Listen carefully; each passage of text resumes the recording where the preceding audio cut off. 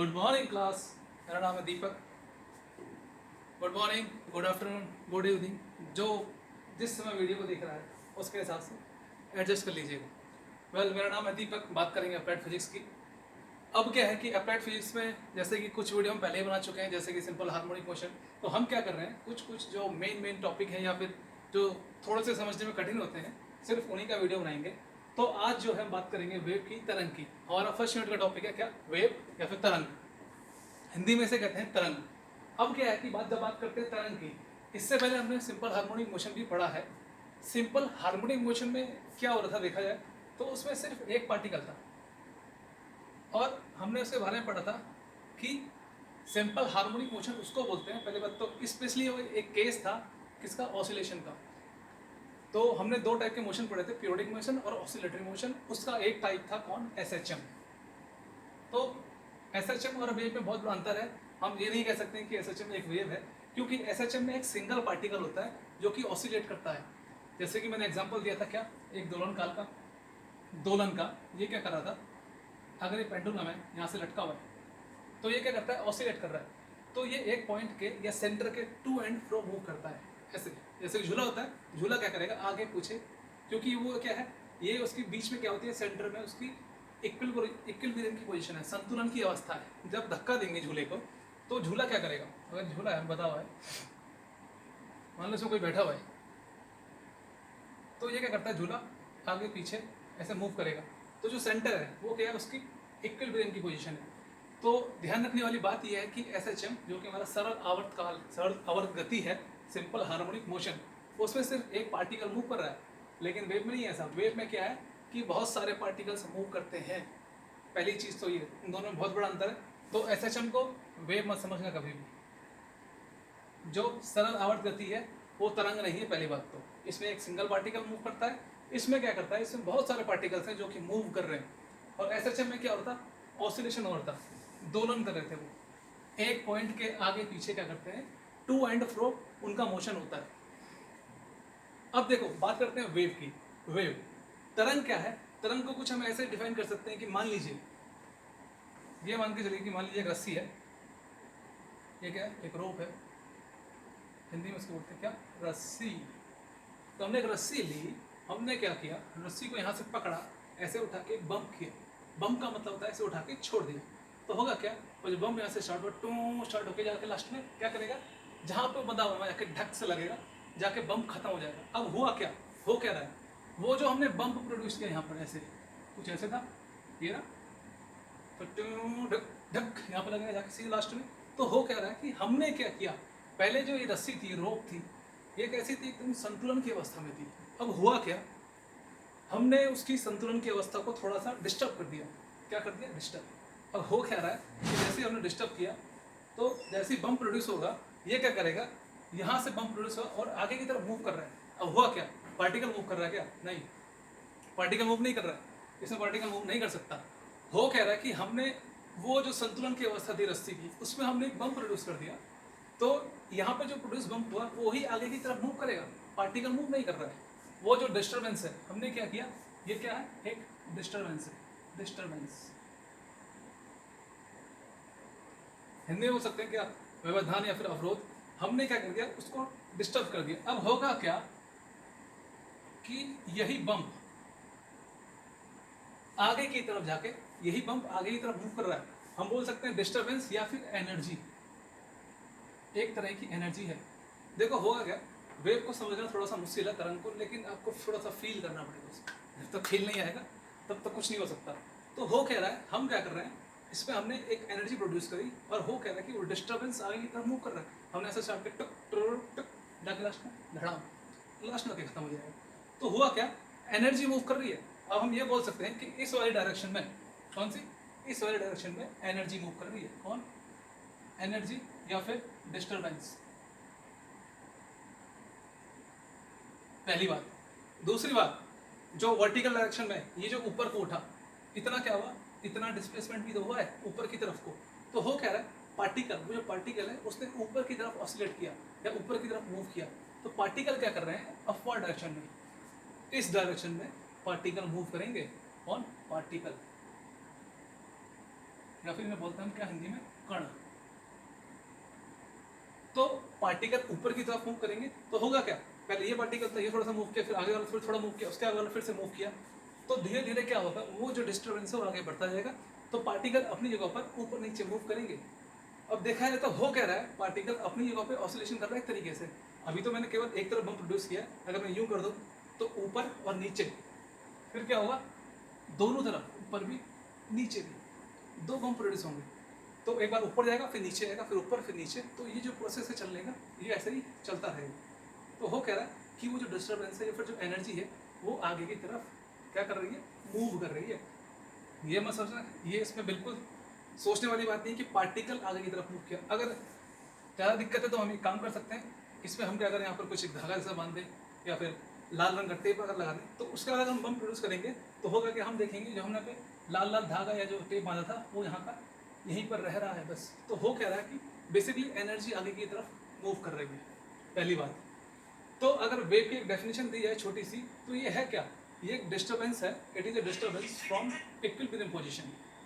Equilibrium position से मतलब क्या है कि जो संतुलन की अवस्था थी उसमें हमने क्या किया, डिस्टर्बेंस प्रोड्यूस कर दिया, विच ट्रेवल्स, जो क्या कर रहा है, वो जो डिस्टर्बेंस है वो ही ट्रेवल करेगा सिर्फ बस। Particle do not travel, particle कभी भी ट्रेवल नहीं करते, लेकिन वो जो पार्टिकल्स हैं ये क्या करेंगे, ऑसिलेशंस करेंगे, ऊपर नीचे ऑसिलेट करते हैं, ऊपर नीचे। अब क्या है कि इतना समझ में आ गया, इतना मैं समझा चुका हूँ पहले कि क्या हो रहा है कि एक्स डायरेक्शन में, अगर ये एक्स है ये वाई है, तो एक्स में सिर्फ एनर्जी ट्रेवल करेगी, या बोल सकते हैं वेव ट्रेवल कर रही है, ऊपर की ओर पार्टिकल ऑसिलेट कर रहे हैं सिर्फ। अगर एक जनरल डेफिनेशन की बात कर लें वेव है क्या, तो कोई भी फिजिकल क्वांटिटी अपनी इक्विलिब्रियम की अवस्था को छोड़े और ऑसिलेशन करे, ठीक, जैसे कि रस्सी थी संतुलन की अवस्था में थी, इसने अपनी संतुलन की अवस्था छोड़ी, ऑसिलेट करना शुरू किया ऊपर नीचे, और वह क्वांटिटी मीडियम में बढ़ती हुई ऑसिलेशन करती जाए, ऑसिलेशन भी होता रहेगा और आगे की तरफ वेव भी बढ़ती रहेगी, तो उसे हम क्या बोलेंगे, वेव, सामान्य भाषा में। ये किताब में नहीं मिलेगा, चाहो तो उस पर लिख सकते हो। तो एक ऐसी फिजिकल क्वांटिटी जो क्या कर रही है, अपनी पोजीशन पे ऑसिलेशन भी कर रही है और साथ में वही आगे मूव भी कर रहा है, तो पार्टिकल अपनी पोजीशन पे ऑसिलेशन करेगा और वेव आगे की तरफ मूव करती रहेगी। तो ऐसी जो कंडीशन को सेटिस्फाई करेगा उसको हम वेव बोलेंगे, सिंपल सी बात है। यहाँ तक समझ में आ गया होगा, इसमें कोई दिक्कत वाली बात है नहीं। अब क्या है, अब हम बात करते हैं किसकी, टाइप्स ऑफ वेव की। क्या टाइप्स ऑफ वेव, तरंग के प्रकार। अब क्या है, तरंग के प्रकार, टाइप्स ऑफ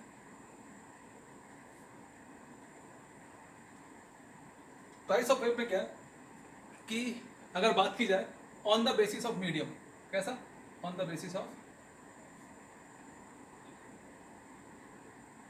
मीडियम,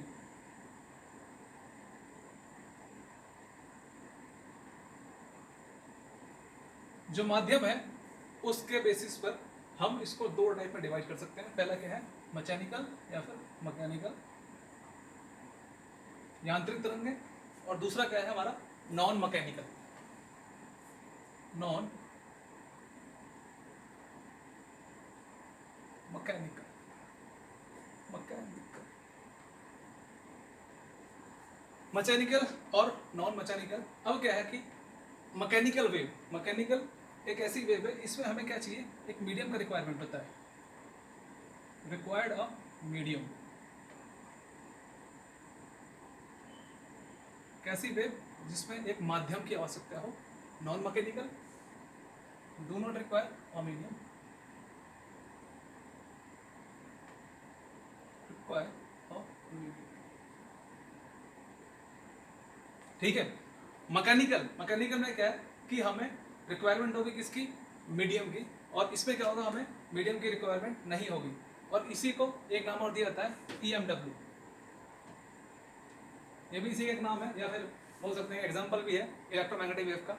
अब बात कर लेते हैं मैकेनिकल की, एक ऐसा वेव या ऐसी तरंग जिसमें एक मीडियम रिक्वायर हो, जैसे कि सबसे बेस्ट एग्जांपल क्या है इसका, साउंड वेव, साउंड वेव, या फिर हिंदी में ध्वनि तरंगें।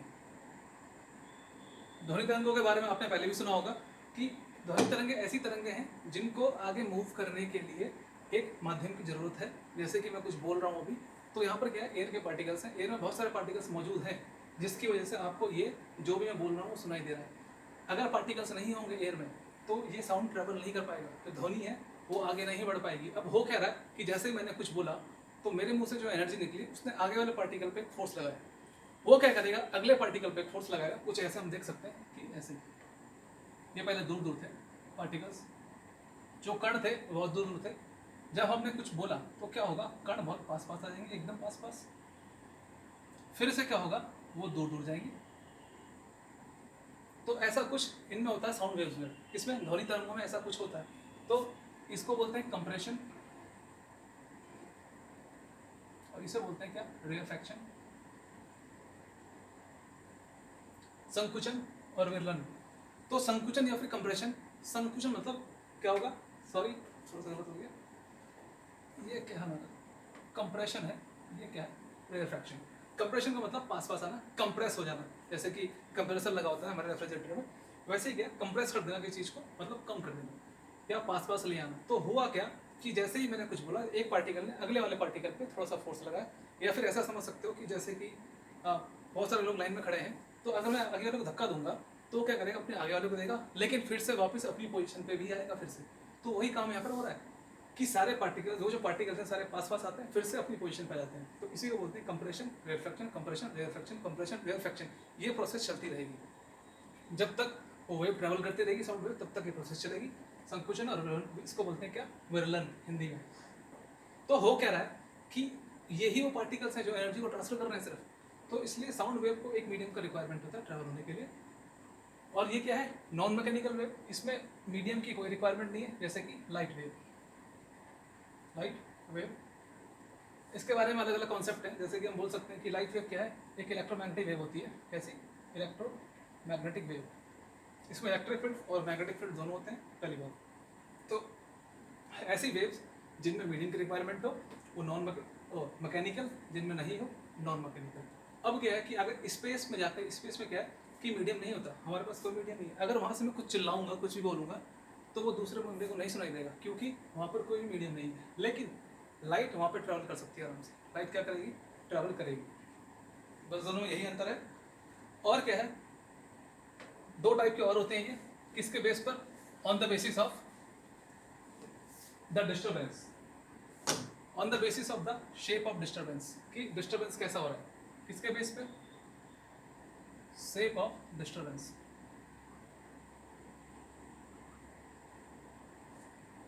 वो जो डिस्टर्बेंस हमने किया था पहले भी, जब हमने किसी को उसकी संतुलन की अवस्था से थोड़ा सा हिला दिया था या डिस्टर्ब कर दिया था, तो उसके बेसिस पे ये दो टाइप के होते हैं। पहला क्या हमारे पास, ट्रांसवर्स वेव, ट्रांसवर्स वेव, और दूसरा क्या होता है, लॉन्गिट्यूडनल वेव। इसे मिटा देते हैं।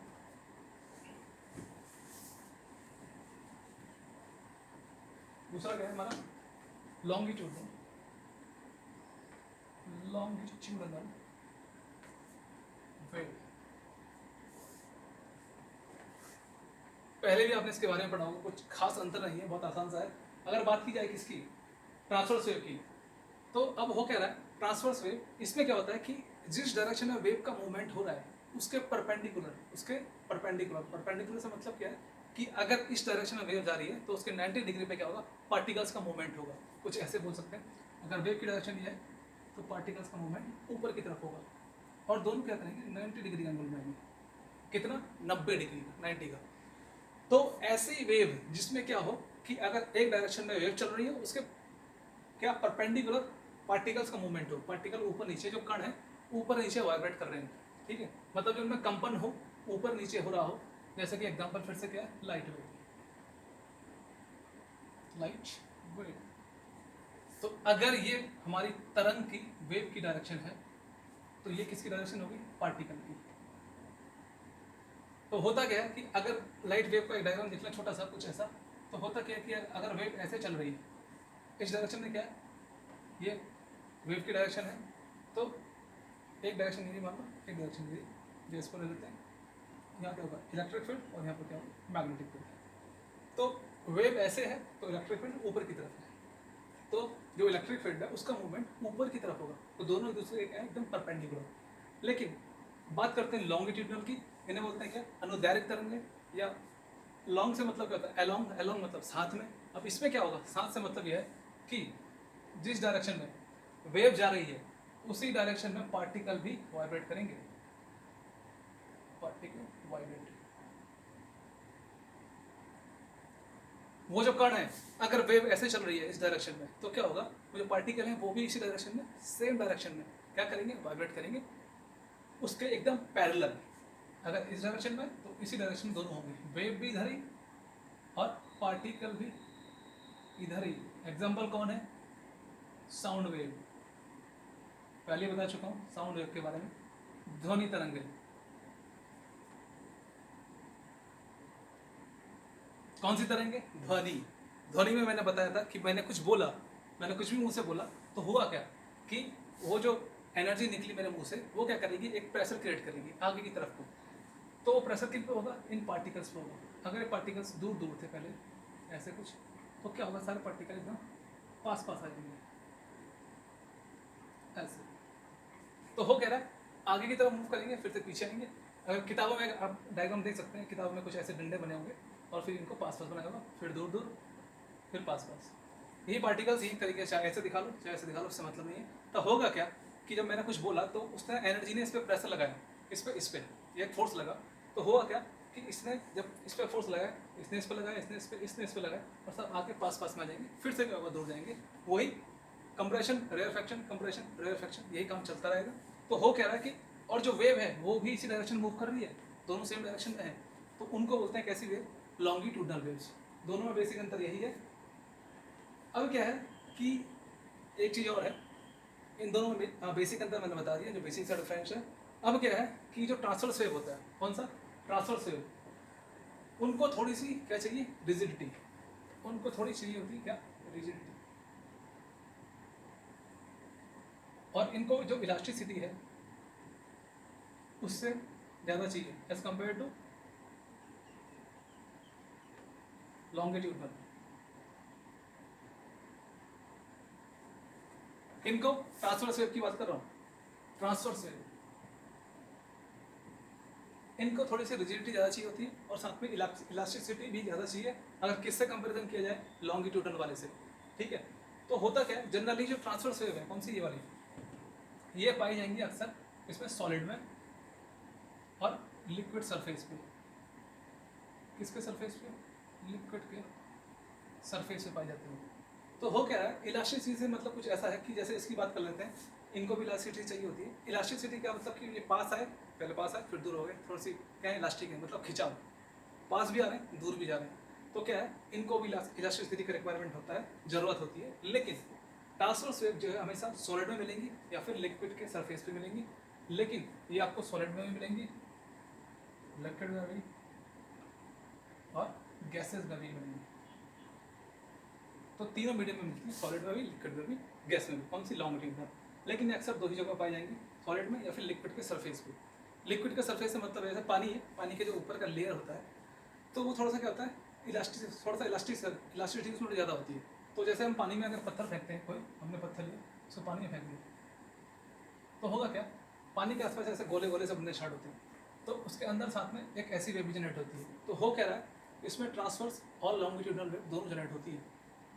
बस अब ये है कि आपको उस वेव के बारे में पता होना चाहिए कि इसमें वेव कैसे मूव कर रही है और पार्टिकल कैसे मूव कर रही है। उसके बेसिस पर आप बता सकते हैं कि ट्रांसवर्स वेव है कि फिर लॉन्गिट्यूडनल वेव है। यही दोनों में अंतर है। बस हो गया, आज के लिए इतना ही। Thank you class. बाकी अगर आपका कुछ डाउट रहता है तो आपके पास मेरा कॉन्टैक्ट नंबर, आप बात कर सकते हैं, नहीं तो आप वीडियो के नीचे कमेंट भी कर सकते हैं। बाकी इसमें एक चीज़ हमारे पास और रह गई है, क्या, सिंपल हार्मोनिक वेव।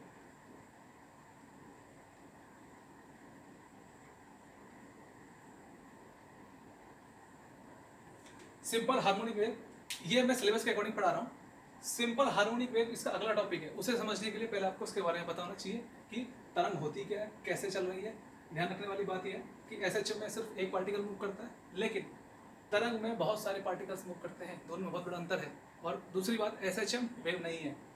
अब क्या है कि अगर ये आपको समझ में आ गया, क्योंकि इसको आपको समझना पड़ेगा, जब ये समझ में आएगा तभी आप सिंपल हार्मोनिक वेव या फिर सिंपल हार्मोनिक प्रोग्रेसिव वेव को समझ पाएंगे। उसका एक डेरिवेशन रहता है, वो उसको मैं अगले वाले लेक्चर में करवा दूंगा। Thank you.